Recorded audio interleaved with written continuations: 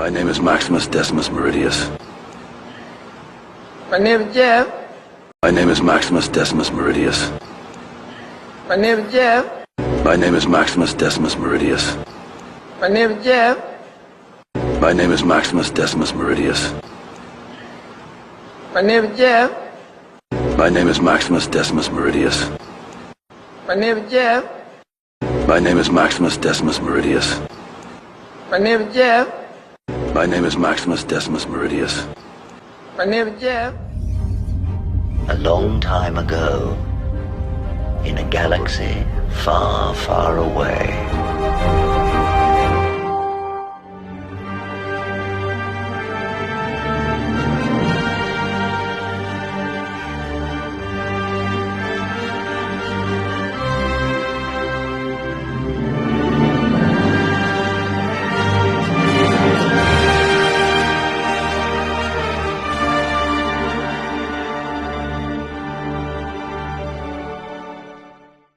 So this was something I missed, and I want to talk about it because it's a big story.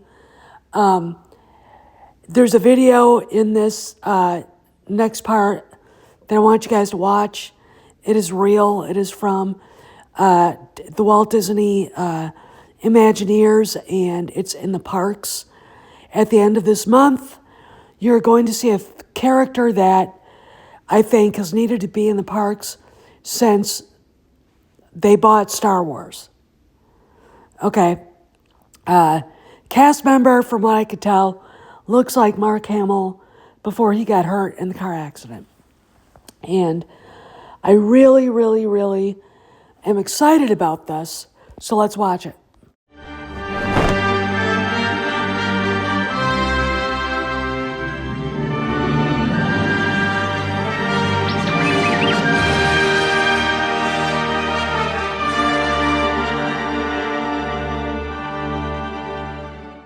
Yes, guys, that's Luke Skywalker striding toward the Millennium Falcon with R2-D2.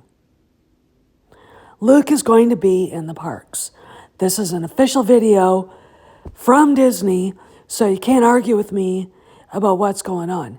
Now, some people seem to feel like it's going to be temporary for some kind of celebration thing. I'm not sure, but from what we've been told, Jon Favreau has been fighting to get the OT represented bigly in the parks. Okay, this is part of his Make Star Wars Great Again campaign. The pencil necks in the accountant's office were screaming he is spending too much money on deep faking these three, and still, you got to spend, he basically told them, you got to spend money to earn money. And it's true, all right? That is a fact of life. So what does this bode? I think this bodes well for the parks going through. There is concept art of Tatooine, I think of Endor, other things. I think what you're looking at may be changes coming to the parks. For good, okay? The Mandoverse is already represented. And it fits perfectly well with the original trilogy Aftermath. What does it do for this pile of crap? They're pushing it out. Let me give you an example. One of you guys said that when you go to the parks, Mando comes out, people swarm Mando and Grogu and completely ignore Rey. Completely. Okay. I am not shocked. She's an unlikable character. The problem I'm still having with Disney is that in their presentation of Star Wars at the South by Southwest conference, before Jon Favreau and the Imagineers and all the robots came out, the droids, they showed kind of a teaser trailer. Kyle Ron with his fucked up lightsaber still in it. No sign of Darth Vader. Okay. So that's still the problem. And I think as Kennedy is announced that she's leaving, that will disappear too. Because in my opinion, you can't have great Star Wars with Kyle Ron running around. Okay. If they keep him, you change his name, you give him a sister, a twin sister, but you can't keep him the way he was. Because it's a sick fucking thing. He is a sick fucking character with zero redeeming qualities. I mean, nowhere in Disney canon should a character like Kyle Ron exist. That's just me. Let's talk more.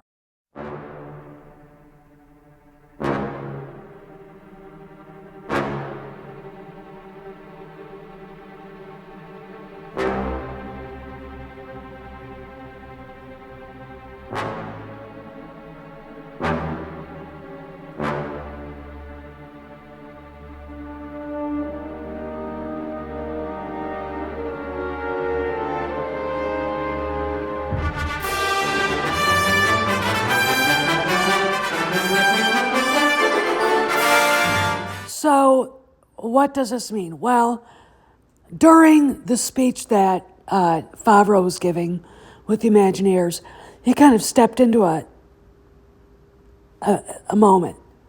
He started talking like the president of Lucasfilm, and I've never seen, as Stacey Ballard said, because he's the one that caught it, a backtrack like that in my life. He went from saying we are to we are. You have to watch it. And if I can, I'm going to post it here. If it's not in here, I'm going to take the cut piece and put it as a short. Because it's really telling what's going on at Lucasfilm itself. We know the Mandoverse is taking over. The original trilogy heroes are perfectly suited for it.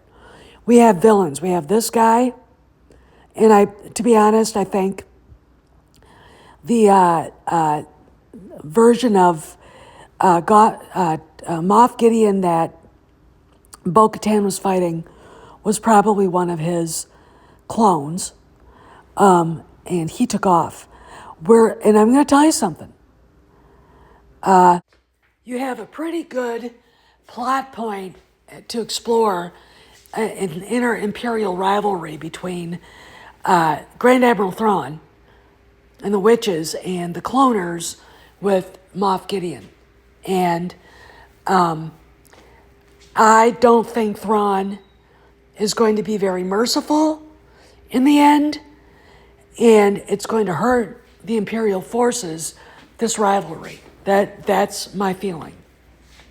And we've got compelling villains. We've got compelling heroes. We're bringing compelling heroes back, it looks like. It's very interesting to me watching how this works and watching how this goes. And it's going to make a huge difference, I think, in Star Wars. Mando and Grogu, whatever they're actually going to call the movie, hopefully they'll change the name because Mando and Grogu is kind of odd and simplistic. It is a thing that was going to happen no matter what. There was always going to be a movie.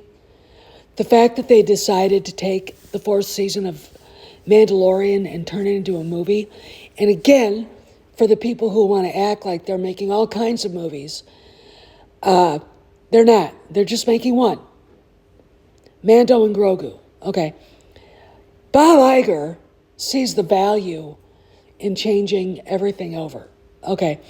And what's going on in the parks with pushing the sequel trilogy away is something I think a lot of people will end up appreciating. I think a lot of people will end up seeing the value. I think a lot of people will end up probably being extremely happy in the end with what we're getting. Okay.